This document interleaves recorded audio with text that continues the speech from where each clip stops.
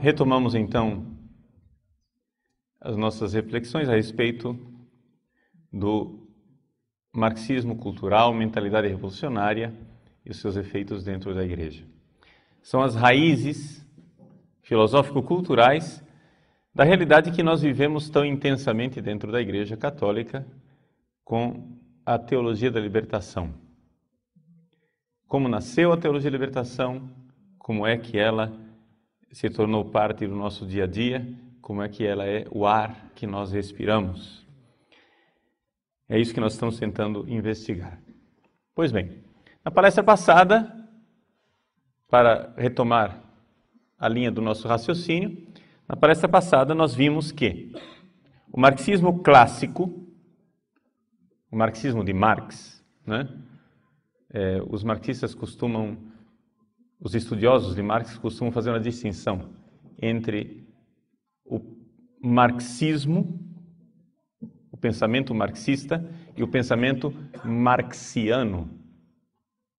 O pensamento marxiano é o pensamento do próprio Karl Marx, pessoa biográfica, não é?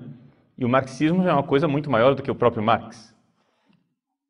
Então, o próprio pensamento marxiano, o próprio pensamento de Karl Marx já havia identificado que havia uma problemática cultural na alienação do proletariado, quando ele diz que a religião é o ópio do povo.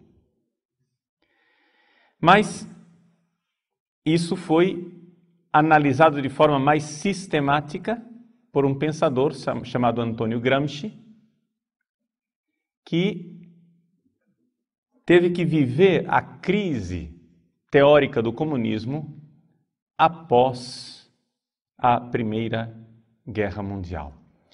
A crise teórica do comunismo, só para vocês entenderem, gerou duas realidades bem distintas. Uma foi o fascismo, que é filho legítimo do comunismo, ou então filho bastardo, como queira chamar, né? Mas em todos os casos é filho do comunismo. E o marxismo cultural. Como é que aconteceu isso? Vejam.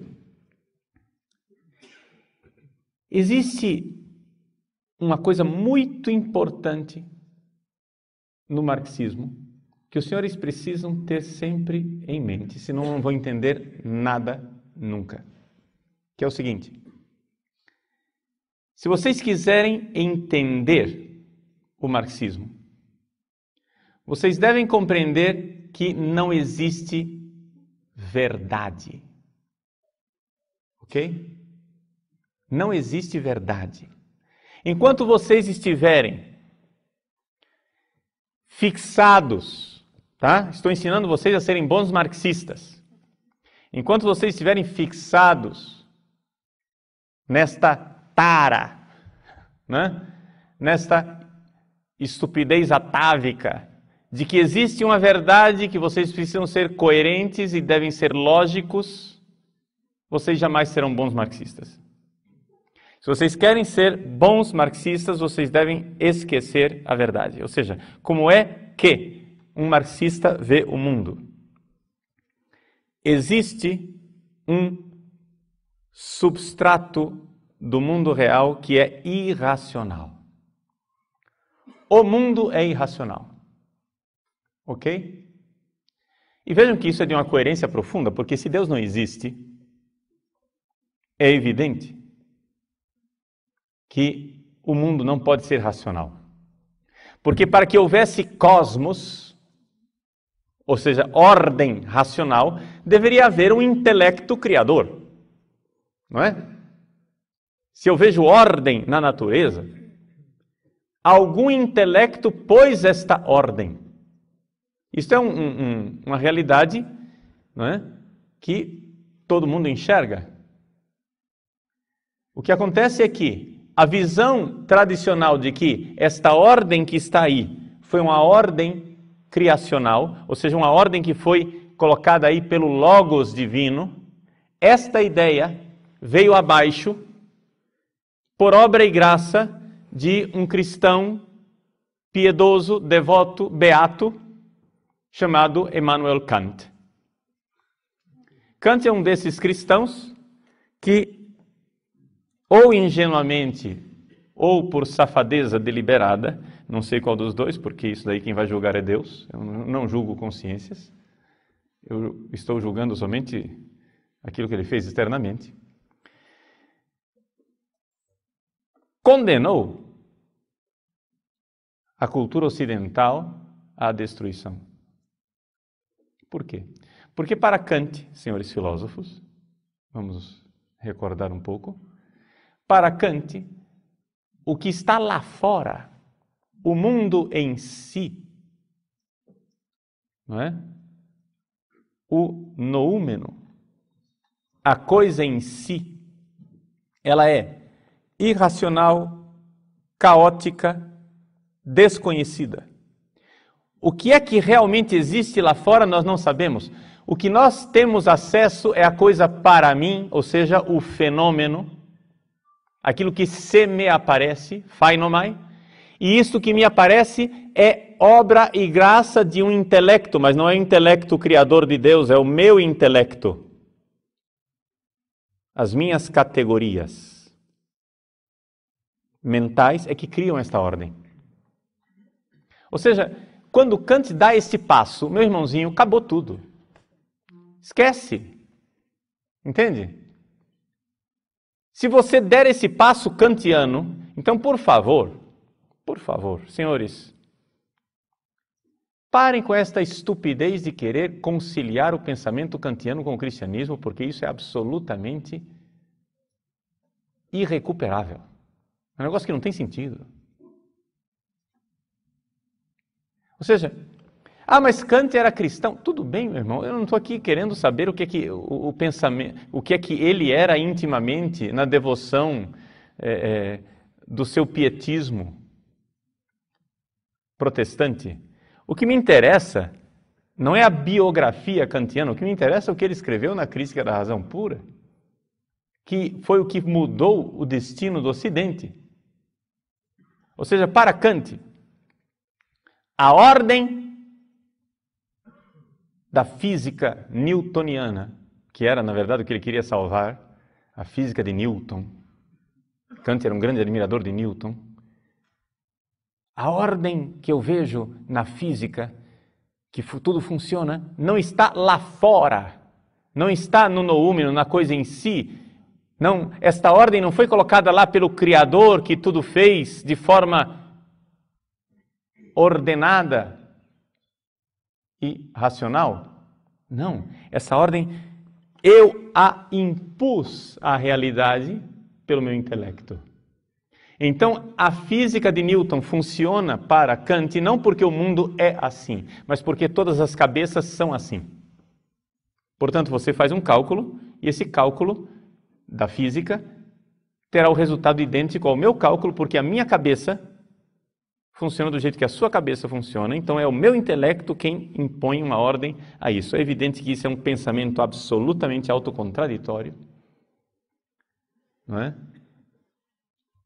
É um exemplo, digamos assim, monumental de paralaxe cognitiva. Quem não sabe o que é isso, vai ler Olavo de Carvalho e os senhores saberão. Ou seja, não é só uma questão de simples incoerência, é uma desonestidade intelectual de um sujeito que se coloca no lugar de Deus e ninguém mais sabe como é o mundo real a não ser ele. Ele é o narrador onisciente que, entende? Que sabe como é o mundo real. Mas você não sabe como é o mundo real, você só sabe do fenômeno. Mas Kant, não é? Que deve ser a quarta pessoa da Santíssima Trindade, sabe como é o mundo real. Muito bem. Mas vejam o passo tremendo. A realidade é absolutamente caótica e irracional. Quem é que cria a racionalidade? o intelecto humano. O marxista pensa isto, mas não pelas razões kantianas, de achar que nós temos categorias, mas pelas razões marxistas de ideologia. Ou seja, a ordem que você impõe ao mundo irracional é uma ordem que traduz os seus interesses de classe. Ou seja, existe uma superestrutura. A superestrutura para Marx é o quê? É a religião, é a filosofia, é o direito, é a ética. Ou seja, aquelas 3 colunas a respeito das quais falava o Papa Bento XVI, são, para Marx, uma superestrutura que justificam o status quo, que justificam a situação opressora na qual a sociedade se encontra. Então, quando eu crio esta cultura, vamos resumir essa história toda com a palavra superestrutura, né? Vamos resumir na palavra cultura. Quando eu crio com a minha mente uma cultura, aquela cultura está defendendo os meus interesses de classe. E aí eu pego essa cultura e inoculo essa cultura no subconsciente das pessoas. E as pessoas tornam-se profundamente alienadas porque beberam desse veneno. E então, as pessoas começam a defender os meus interesses de classe porque elas beberam a minha religião, elas beberam a minha filosofia, elas beberam o meu direito e esta lógica burguesa irá defender os meus interesses de classe. É por isso que os marxistas não debatem. Se vocês estão querendo debater com marxistas, meu irmãozinho, você pegou o trem errado. Você perdeu o trem da história, como eles dizem. Por quê? Porque enquanto nós, escolásticos, estamos querendo debater com eles, eles não querem minimamente debater.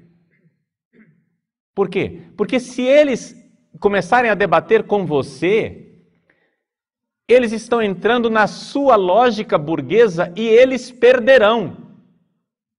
O que um marxista faz não é debater, o que ele faz é denunciar a lógica burguesa. Um exemplo bem claro para vocês. Em 1995, eu era professor numa universidade em Campo Grande, em Mato Grosso do Sul, e eu fui convidado para ser palestrante numa semana filosófica, como eu estou fazendo aqui, né, num congresso teológico. Então, estava lá fazendo uma palestra sobre filosofia. Não me lembro exatamente o tema. Acontece que, no intervalo, foi aberto para as perguntas e veio um barbudinho, com anel de tucum no dedo, se colocou na fila para fazer perguntas, e na hora que ele veio fazer perguntas, ao invés de dirigir a palavra a mim, ele voltou-se para a plateia e disse: gente, se nós seguirmos a lógica dele, nós vamos ser obrigados a concordar com ele.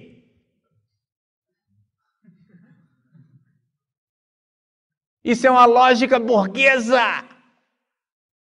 É isso que o marxista faz. Ele não vai querer debater com você, meu irmão. Porque se ele entrar num debate com você, ele sabe que já perdeu. Porque se ele entrar no debate, ele assumiu as premissas da sua lógica burguesa. A única coisa que ele vai dizer é denunciar. Já ouviu falar desse negócio? O importante é anunciar e denunciar. Já ouviu isso? Eles vão denunciar o quê? Eles vão denunciar a sua lógica burguesa. Eles vão denunciar que você está a serviço do sistema opressor. Entendeu? Que você é um agente da Matrix. Entendeu? Vocês assistiram o filme Matrix, né? Matrix, não tem os agentes? O Keanu Reeves, né? O nome é Neo, né? O nome dele? O Neo está lá, lutando contra os agentes da Matrix. O que é? Vejam, aquele filme mostra claramente isso. Existe um substrato do mundo real, que é irracional, e então se cria em cima uma superestrutura, que é a Matrix, que é um programa. As pessoas são programadas para ver o mundo daquele jeito. E se você quiser fugir da lógica do mundo, os agentes da Matrix vão impedir você. Entendeu? Então o agente Smith vai aparecer e vai impedir você de sair da lógica. Então o Padre Paulo é o agente Smith. Embora esteja vestido mais de Neo, se colocar um óculos escuro, tem que pôr uma peruca também, né? Porque ele não era careca. Mas, embora esteja com a batina do Keanu Reeves, né? No filme, na verdade eu desempenho o papel de agente Smith. Eu estou aqui para impedir que você saia da lógica burguesa que escraviza, ou seja, estou aqui para impedir que você saia da Matrix. Portanto, todos estes padrezinhos novos que usam batina, querem celebrar a missa que está no missal, querem obedecer a disciplina que está no Código de Direito Canônico e querem pregar a doutrina que está no Catecismo da Igreja Católica, são agentes da Matrix. Ou seja, são agentes do sistema. Vocês serão odiados porque vocês estão escravizando o povo nesta cultura alienante que impede a implantação da sociedade perfeita, justa, sem classes. E, portanto, vocês, mais do que ninguém, serão odiados e combatidos. Vocês precisam aprender por que é que vocês apanham. Entende? Porque a gente acha assim, puxa vida, não foram eles quem disseram que o hábito não faz um monge, por que é que o importante não é o hábito? O importante não é o hábito, o importante não é o hábito. Bom, se importante não é o hábito, me deixa em paz com a minha batina, se ela não é importante. É ou não é verdade? Me deixa em paz com a minha batina? Se o hábito não é importante, para que você fica brigando por um pedaço de pano? Porque eu não estou brigando, eu estou usando.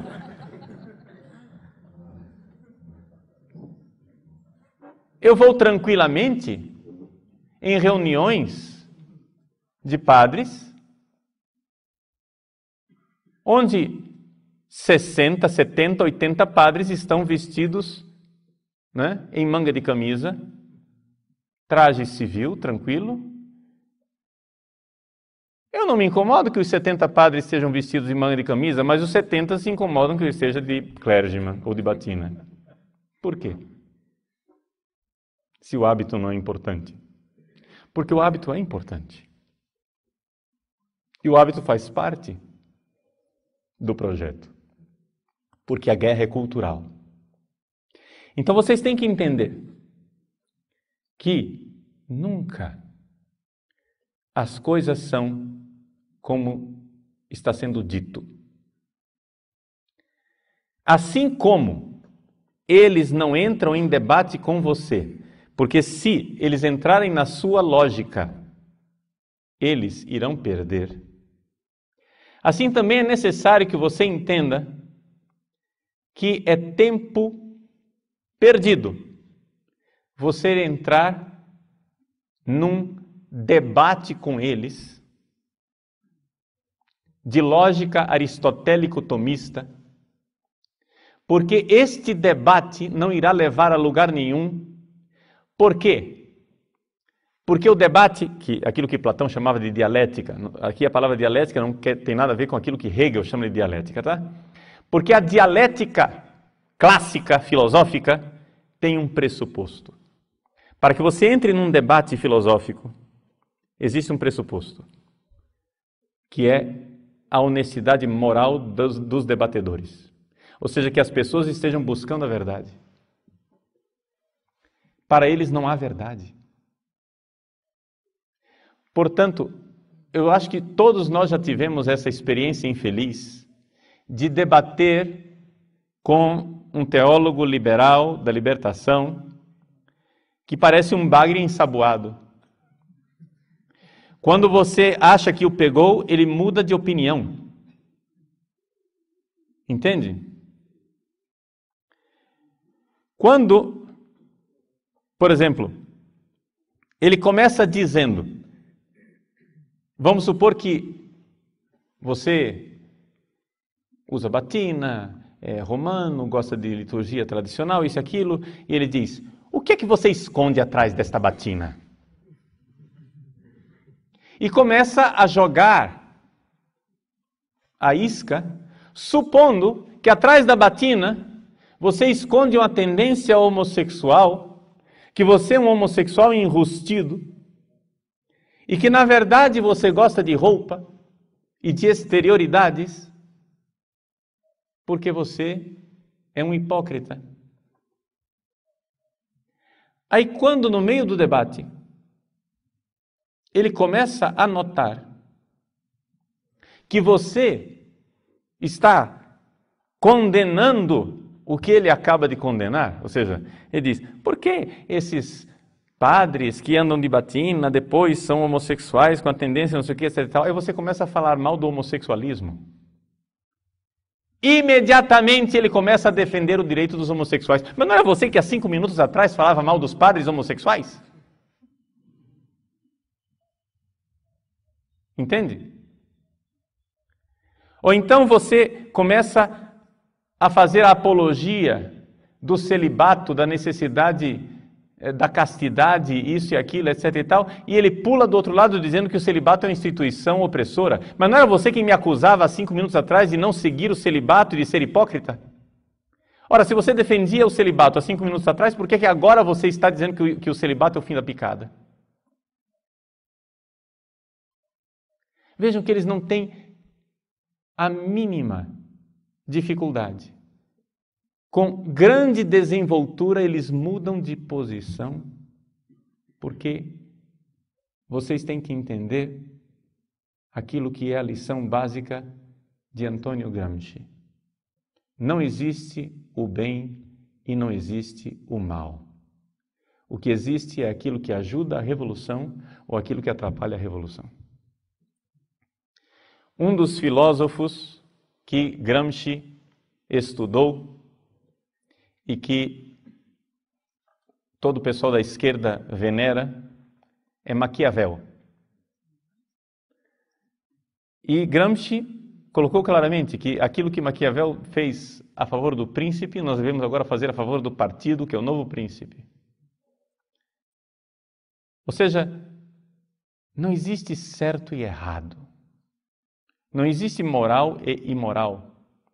Eles conhecem a sua lógica burguesa e sabem que você tem um apego atávico ao bem e ao mal, a distinção do que é certo e do que é errado, do que é moral e imoral, do que é ético e não é ético, e ele irá usar isso contra você. Afinal, os comunistas são contra ou a favor do homossexualismo? Depende. Quando o homossexualismo atrapalha a revolução, eles são contra o homossexualismo. Quando o homossexualismo ajuda a revolução, eles são a favor dele. Não existe certo e errado. Existe simplesmente o que ajuda a revolução. Por quê? Porque não existe verdade. O mundo é irracional. A realidade é caótica. A realidade é irracional. Tudo aquilo que você coloca como sendo verdade racional é uma criação sua. E se você tem um sistema racional, rígido e engessado, burguês, eles têm um sistema racional, versátil, revolucionário e dialético. É a dialética, é a força da dialética. Entende? A força da dialética quer dizer que Na Rússia, eles jogam os homossexuais na cadeia. Por quê? Porque eles querem o Homo soviéticos, o novo homem que irá lutar. E o homossexualismo é uma falta de virilidade, é uma falta de força, é uma falta de capacidade de luta, de potência masculina. E, portanto, isso vai prejudicar a causa revolucionária. Homossexuais todos nos campos de trabalho, nos gulag. Mas, por outro lado, esses homossexuais são absolutamente indispensáveis e importantíssimos para derrubar o sistema ocidental. Então, os mesmos comunistas que põem os homossexuais na cadeia em Cuba irão despejar rios de dinheiro para fazer passeatas gay na Paulista. Por quê? Porque os direitos homossexuais irão trazer abaixo o sistema. Compreendem a lógica? Ou seja, a lógica é uma lógica dialética. Não existe verdade, existe aquilo que é oportuno. Existe oportunismo, ou seja, é lógica maquiavélica. Portanto, não há dificuldade nenhuma do senhor Luiz Inácio da Silva, o Lula, Luiz Inácio Lula da Silva, dizer na mesma semana que ele jamais foi de esquerda.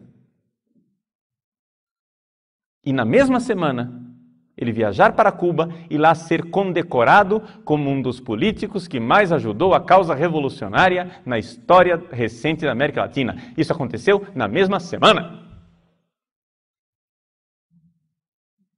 Não há problema. Por isso não há problema. Um revolucionário irá vestir batina, rendas, casula, incenso, mitra, báculo, o que você quiser, brincos, peruca, sapatilha, o que quiser, desde que isso ajude a causa revolucionária. Compreende isso? Então, cuidado com as aparências. Cuidado com as aparências. As aparências enganam. Novamente, você irá avaliar a atuação de uma pessoa, não exatamente pela propaganda que ela faz, mas avaliando contra o que ela luta. Não existe verdadeiro amor pelo bem se você não odeia o mal. Você pode usar o bem como um simples espantalho, como um simples boneco de pano para atrair os bobocas. Mas o que irá dizer se você realmente abraçou o bem é se você está combatendo o mal dentro de você e fora. Lembremos disso. Porque a luta, meus queridos, começa dentro de nós. Muita gente me pergunta, Padre Paulo, o que é que nós precisamos então fazer para acabar com esta ideologia marxista que está acabando com a igreja e tal? Primeira coisa, se converta. Primeira coisa, faça jejum, reze. Seja um bom cristão, siga o exemplo dos santos. Odeie seu pecado, confesse-se toda semana. Viva uma vida ascética, faça penitência, odeie o seu próprio pecado. A luta começa com você, porque não é contra a carne e contra o sangue que nós lutamos, mas contra os espíritos malignos nos ares.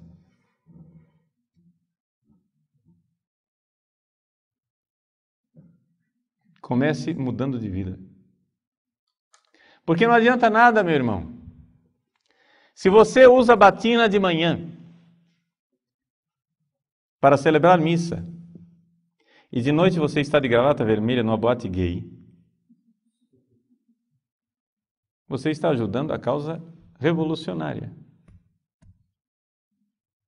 Você está ajudando a destruir a igreja. Não é uma questão de folclore. Se a batina tem algum valor, ela tem valor enquanto ela denota um homem que morreu para o mundo. Ou que pelo menos quer morrer para o mundo. Se não, é uma fantasia como outra qualquer. Então, nesta luta cultural, nós temos que entender que nós estamos agindo, não é? Uma luta cultural, mas a partir de visões de mundo diferente. Ou seja, existe uma visão de mundo, uma mundivisão, Weltanschauung, como dizem os alemães, né? Uma forma de enxergar a realidade completamente diferente. Nós cremos que existe uma verdade. Vamos fazer um pouco a nossa profissão de fé. Não vamos falar só do negativo, vamos falar do positivo. Nós, burgueses, nós que defendemos o sistema, nós, romanos, nós que queremos alienar o povo, nós, opressores, nós cremos que existe uma verdade. E que esta verdade, ela é maior do que a igreja. Essa verdade não foi criada pela igreja. A verdade fez uma igreja, mas a igreja não faz a verdade. A igreja deve servir a verdade. Nós, homens de igreja, devemos lutar diariamente contra a única arma que o demônio possui. Vejam, o demônio é um espírito. Dizer que ele é um espírito, em termos filosóficos, significa dizer que ele é um intelecto. E qual é a única arma que um espírito tem? Uma espada. Como é que espada ele tem? Ele não tem corpo. É um puro espírito. Como é que ele pode ferir você? Ele não tem corpo. A única arma que ele tem são ideias. Essa é a arma do demônio. Esse é o poder que ele tem. A mentira. E as pessoas não percebem isso. As pessoas dizem assim ingenuamente, expressando uma abertura acadêmica: eu sei conviver com qualquer ideia. Eu sou muito aberto à diversidade de ideias. Eu aceito qualquer ideia. Meu irmão, eu aceito qualquer pessoa, qualquer ideia não. Eu respeito qualquer pessoa, mas qualquer ideia não. O que tinha Hitler a não ser ideias? E que ideias bonitas ele tinha? E o que ele fez com a história do planeta? Compreende? A arma de Satanás são ideias. Ele sugere ideias. Vai ser legal. Você vai gostar. Você vai ser feliz. É somente isso que ele faz. Ele te dá ideias. Só que existem ideias más. Existem ideias que não têm o direito de existir. As pessoas que têm essas ideias estúpidas têm o direito de existir. Entendeu? O que nós temos que ser capazes de dizer e de fazer é o seguinte: meu irmão, eu amo você, estou me entregando pela sua salvação, mas eu odeio a sua ideia, o seu pecado e o que você está fazendo. Não há verdadeiro amor pelo bem se não houver ódio pelo mal. Não há. Como é possível uma mãe amar o seu filho, drogado, dependente químico, e amar as drogas? Não é possível. Se ela ama o filho, ela odeia as drogas que destroem o filho. As drogas destroem o seu filho, então ela odeia as drogas. Então, exatamente porque ela ama o seu filho, ela odeia o que o filho está fazendo. Se nós quisermos ter verdadeiro amor pela humanidade, nós precisamos odiar o pecado da humanidade que está levando a humanidade num bloco de carnaval, de forma festosa, alegre e contente para o abismo. Nós somos uma humanidade que em bloco, festosa e alegremente, vai caminhando para o abismo da autodestruição. E o melhor serviço que nós podemos fazer ao homem moderno é dar-lhe uns tapas para acordá-lo do seu sonambulismo suicida.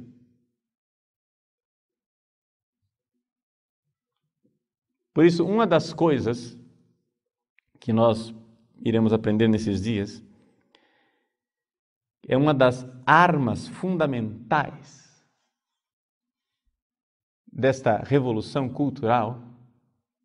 Uma das coisas que eles fizeram é, com ideias, incutir na cabeça dos cristãos de que o cristão não odeia nada, de que o cristão não luta, que guerra é coisa ruim. Portanto, nós somos pela paz, nós somos pacifistas, nós não queremos lutar nunca, jamais, em hipótese alguma. Essa é uma das armas culturais que eles incutiram em nosso coração. E é vencedora. Só que acontece o seguinte, meu irmão, como diz Paulo VI, e Paulo VI disse isso nas Nações Unidas, nós somos pacíficos, mas não somos pacifistas. O cristão não defende a paz, custe o que custar. Ele defende a justiça. Porque existe uma paz assassina. Existe uma paz injusta, uma paz destruidora. Quando um ladrão entra na sua casa, mata o seu pai, violenta a sua mãe e está para estuprar a sua irmãzinha, você vê aquela cena e quer dialogar com ele. Olha, eu sou um homem muito dialogante, eu gosto muito, eu acho que nós estamos divergindo em ideias. Eu acho que nós temos uma interpretação diferente do Código Penal. Isso que o senhor está fazendo, na minha opinião, é uma infração do Código Penal, porque o que o senhor está fazendo é assassinato, não é? É latrocínio, é estupro, é violência. E o senhor está achando que isso é coisa boa. O senhor não quer debater comigo civilizadamente, porque eu convivo com várias ideias.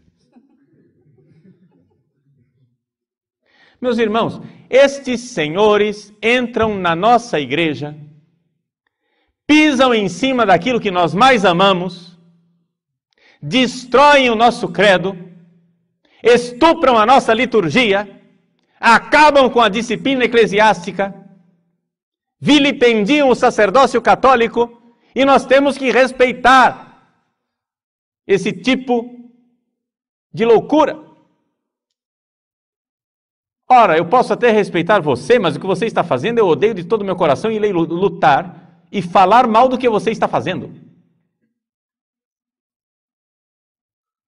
Saiba disso. Irei dar a minha vida. Porque é necessário. Se eu amo a minha família, eu irei lutar com aquele agressor que entra na minha casa para destruir aquilo que eu mais amo. Não necessariamente por ódio ao agressor, mas por ódio ao que ele está fazendo. Se eu puder poupar-lhe a vida, pouparei. Mas se no meio do embate, por legítima defesa, eu tirar a vida dele, paciência, eu vou fazer o quê? Estou dando um exemplo, né? Portanto, dentro da igreja é necessário que nós compreendamos que existem duas visões de mundo completamente diferentes. Para eles não existe verdade, para eles não existe certo ou errado, para eles existe aquilo que é revolucionário ou não, ou contra-revolucionário. Para nós, ao contrário, existe a verdade. A verdade à qual nós devemos nos submeter. A verdade que nós iremos lutar para obter no nosso dia a dia, porque, meus queridos, Jesus disse que a verdade liberta, mas ele nunca disse que a verdade ia ser agradável. No mais das vezes, a verdade é extremamente desagradável, dura de ser ouvida e nós precisamos quase que fazer violência a nós mesmos para aceitá-la. Porque quando nós descobrimos a verdade sobre a nossa miséria, nós gostaríamos a todo custo de evitá-la. A capacidade que nós temos de mentir para nós mesmos é imensa. Então, meu irmão, nós cremos que existe uma verdade, nós queremos lutar para compreender essa verdade cada vez mais, para servi-la, porque a verdade se fez carne, habitou entre nós, está entre nós. A verdade vive hoje no seu corpo, que se chama igreja. O corpo de Cristo é a igreja. E nós queremos entrar nesse corpo cada vez mais, e a nossa luta diária é para pertencer cada vez mais ao corpo de Cristo, ou seja, para gerar em nós o próprio Cristo que nos faz membros desse corpo. Essa é a nossa luta diária. A nossa luta diária é o seguinte, é que existe em nós a fronteira da igreja. Existe em nós muita coisa que já faz parte da igreja, mas existe também dentro de nós a área de missão. Existe dentro de nós alguma coisa que tem que ser convertida. Existe dentro de nós algo que temos que lutar para que venha para a verdade. Então é esta a realidade. Vejam que são duas mentalidades completamente diferentes. O revolucionário, ele já sabe o que ele quer. E ele irá usar qualquer meio para obter isso, mesmo que seja a mentira. Nós sabemos que o que nós queremos é o que Deus quer e iremos passar a nossa vida inteira estudando, buscando, querendo nos adequar na obediência dessa verdade que sabemos que está em Deus, mas não está necessariamente em nós. São duas atitudes bem diferentes.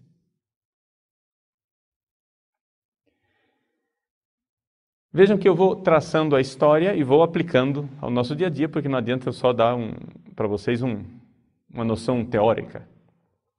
Pois bem, Antônio Gramsci, então, colocou como projeto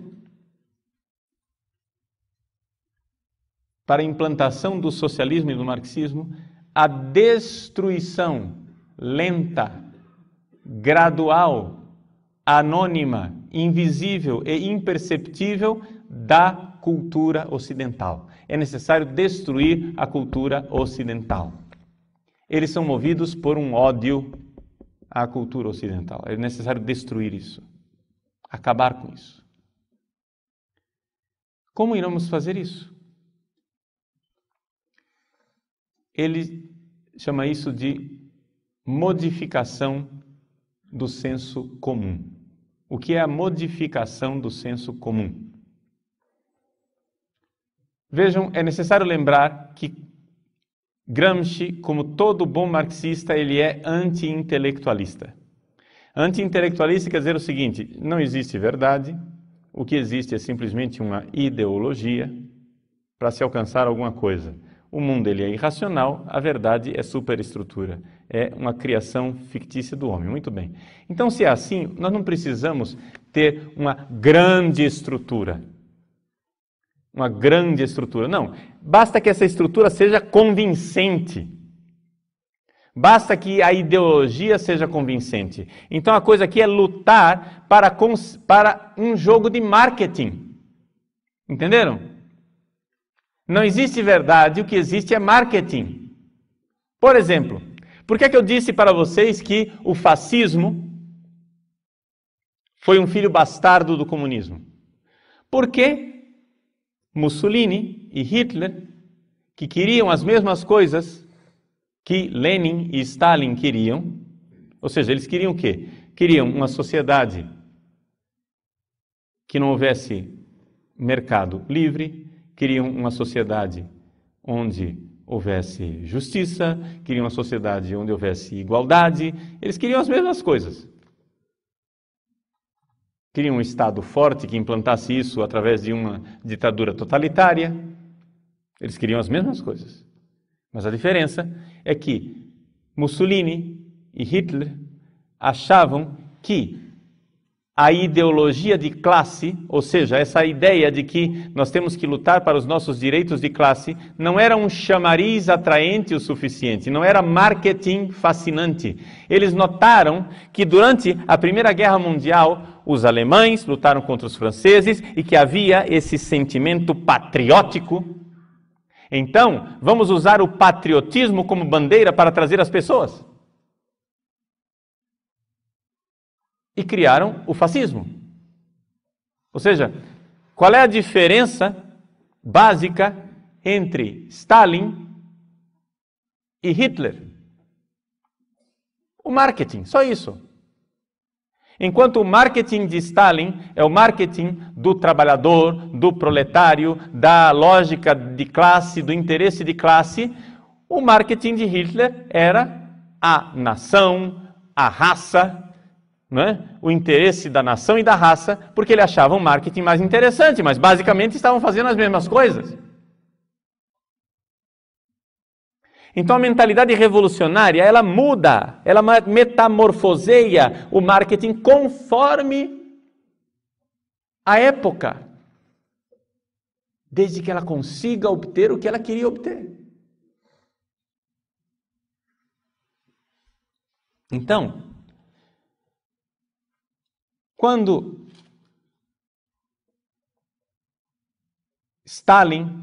Lenin e Stalin pretenderam implantar o socialismo através de uma sociedade ateia, perseguindo a igreja, agora os novos marxistas, do marxismo cultural atual, descobriram que é um mau negócio esse marketing de perseguir a igreja. Porque quando você perseguir a igreja, você sempre terá pessoas de bem, pessoas de Deus que irão se opor a isto. Se você se opõe frontalmente à igreja, você vai ter claramente opositores e você não vai conseguir. Quanto mais cristãos você mata, mais mártires você cria. E quanto mais mártires você cria, mais forte fica o movimento cristão. É um negócio contraproducente. Então vamos fazer o seguinte.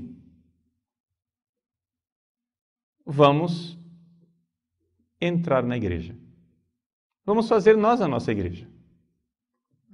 Vamos entrar na igreja e mudá-la desde dentro. Ora, o que é a igreja católica tradicional? É uma instituição hierárquica com uma economia sacramental. Entendam a palavra economia aqui, os filósofos, por favor, aprendam com os teólogos que a palavra economia não tem nada a ver com dinheiro. Economia quer dizer, nesse caso aqui, não é? Uma série de ações onde Deus age na história para nos salvar, ok? Economia em teologia é tudo aquilo que Deus faz na história para nos salvar, para nos levar para a casa do Pai. Isso é economia. Pois bem, a Igreja Católica é uma instituição hierárquica com uma economia sacramental que tem por finalidade última nos levar para o céu. Isso é a Igreja Católica. Ora, vamos mudar a natureza da Igreja Católica. Transformá-la numa sociedade igualitária, não hierárquica. Onde não haja uma economia sacramental, mas haja uma luta social, cultural, um marketing, para transformar numa engenharia social a sociedade e implantar um paraíso aqui. Aqui, imanente. Imanentização da escatologia. Aquilo que é o bem escatológico, transcendente, que nós esperamos no céu, foi trazido pelos marxistas para este mundo. É aqui que interessa. Será aqui nesse mundo o paraíso. E nós precisamos então fazer com que a igreja seja uma sociedade igualitária que implante, por método de engenharia social, um paraíso terrestre, uma terra sem males, o reino. Vejam a metamorfose, vejam a alquimia dessas pessoas. Vejam como eles conseguiram, desde dentro, transformar a igreja. Enquanto antigamente todo marxista abominava a religião, hoje, pelo movimento do marxismo cultural, eles descobriram que não conseguirão implantar a sua sociedade se eles não conseguirem transformar a religião em uma força socialista. É por isso que, então, quando o Papa João Paulo II, em visita à América Central, encontrou o padre Ernesto Cardenal, que se fez ministro de um governo comunista. Ao descer do avião, o Papa João Paulo II fez uma das cenas históricas mais marcantes da recente historiografia eclesiástica. Ele desceu do avião, padre Ernesto Cardenal, vestido de leigo, de boina, de barba, se ajoelhou para beijar a mão do Papa. O Papa, então, ali mesmo, na frente das câmeras de televisão, lhe dirigiu uma reprimenda com o dedo em riste, fazendo gestos de repreensão para que ficasse bem claro para todas as câmeras e todo mundo que assistisse que aquilo não era uma conversa amigável.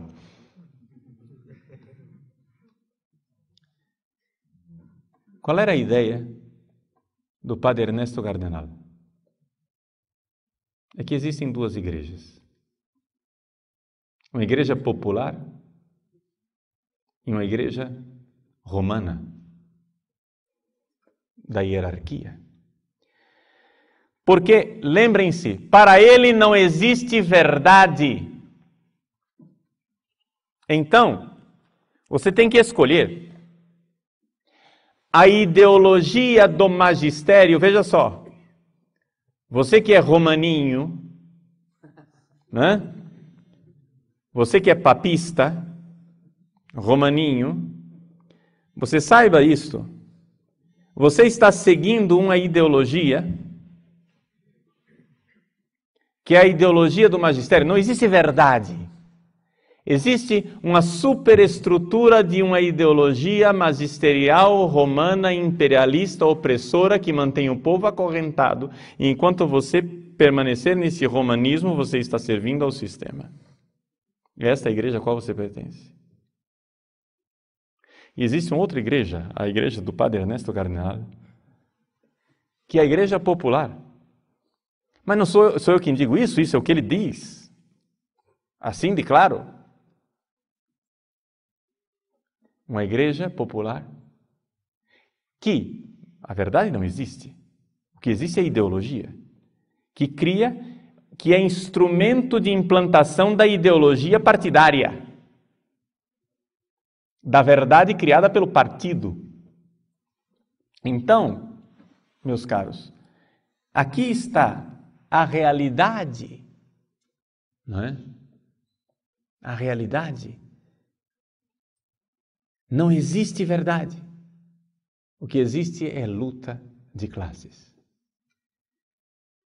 Compreendem isso? Então, quando vocês usam batina, vocês acham que estão fazendo uma coisa muito ingênua. Mas vocês, na verdade, estão acorrentando o povo numa igreja hierárquica. Porque vocês estão se fazendo diferentes do povo.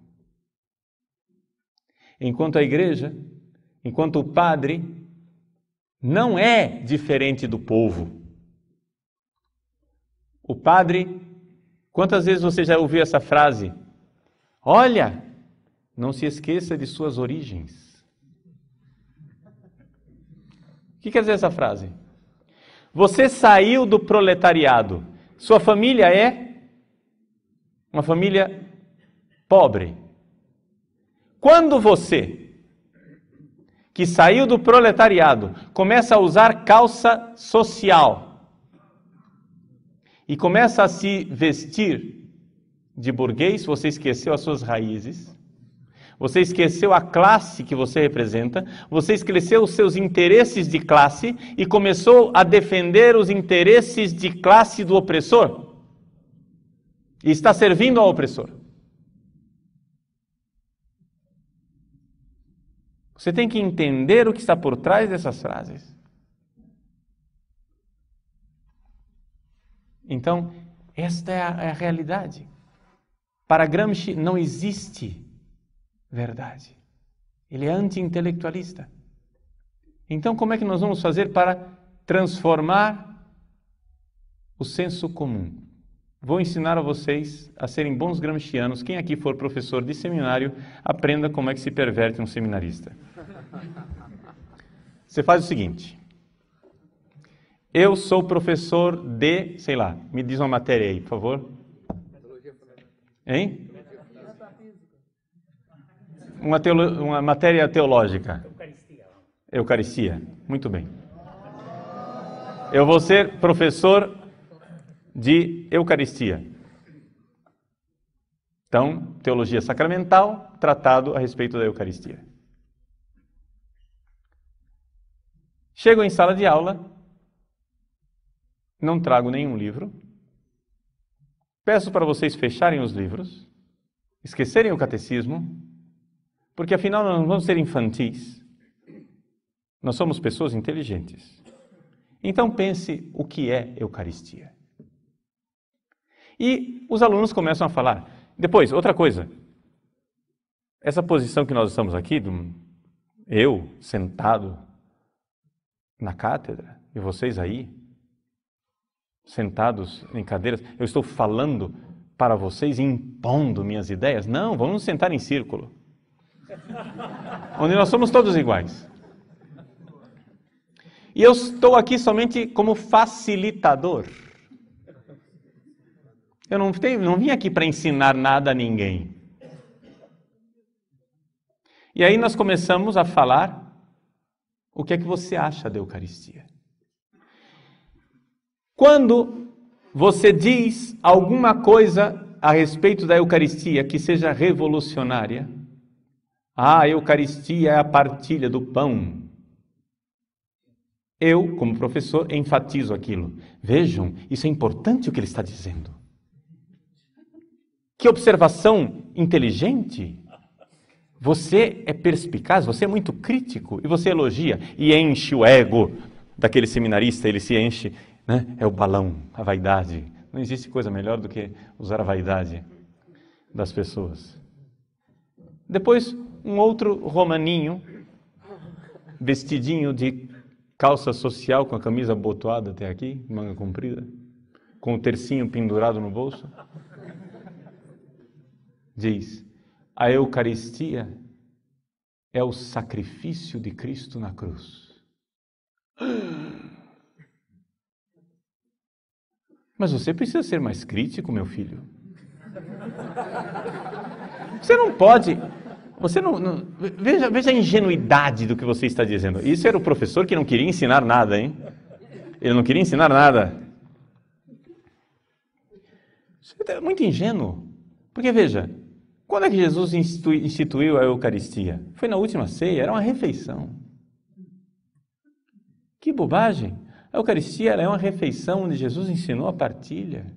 A Eucaristia é serviço. Olha o que Jesus fez na Eucaristia. São João, por exemplo, Dos 4 evangelistas, São João é o único evangelista que não tem um relato a respeito da instituição da Eucaristia, porque ele colocou o que no lugar? O lava-pés. A Eucaristia é isso, é serviço. É lavar os pés.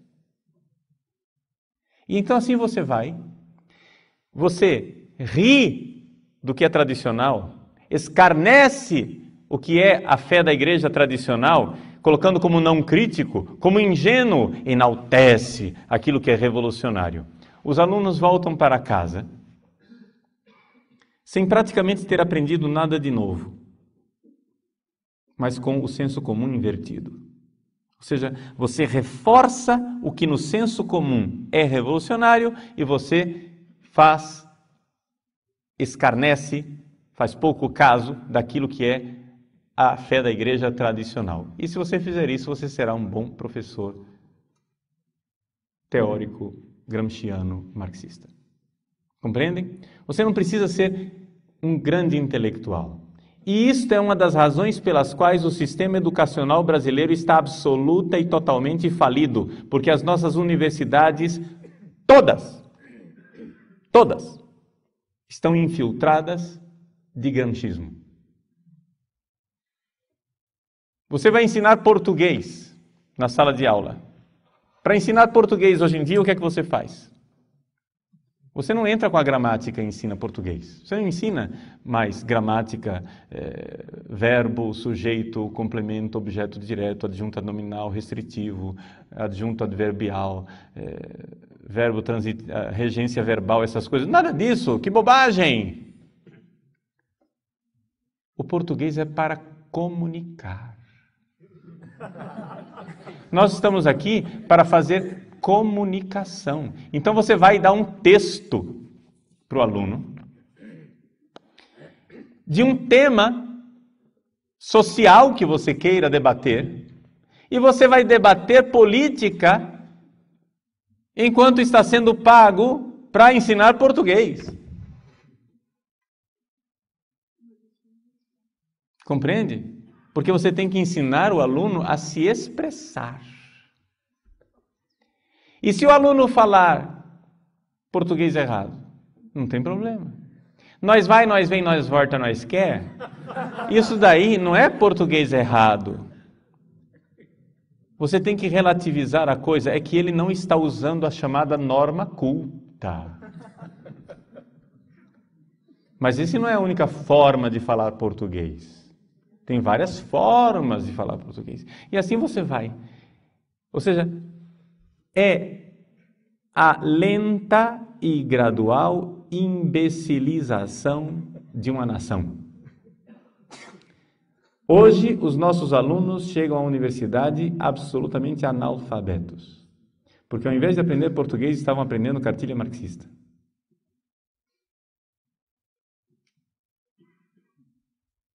E isso ajuda muito, porque, afinal das contas, se eu quero implantar o socialismo, eu preciso dominar a sociedade, e para dominar, nada melhor do que dominar uma classe de idiotas.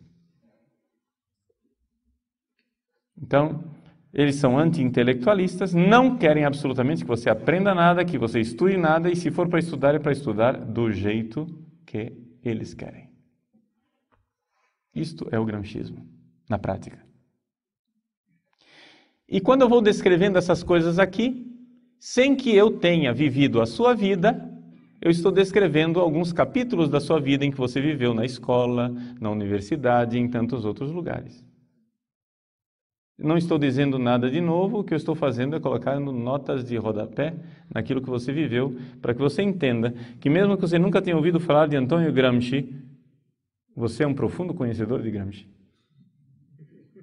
Um profundo conhecedor prático, porque você foi vítima dele.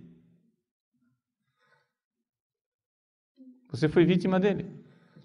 E esta é a realidade, esta é a corrente vitoriosa, digamos assim, dentro do mundo atual, principalmente dentro do Brasil. Então, um pouco, eu sei que a forma que eu estou expondo as coisas não é tão acadêmica no sentido de sistemática, etc., mas é que eu gosto muito de colocar os princípios e logo levá-los à prática, porque senão eu dou aqui uma aula teórica que você depois não sabe reconhecer no mundo real aquilo que eu estou dizendo. Então, acho que é muito mais interessante nós colocarmos os fundamentos básicos teóricos, filosóficos, e depois reconhecê-los na realidade. O nosso tempo está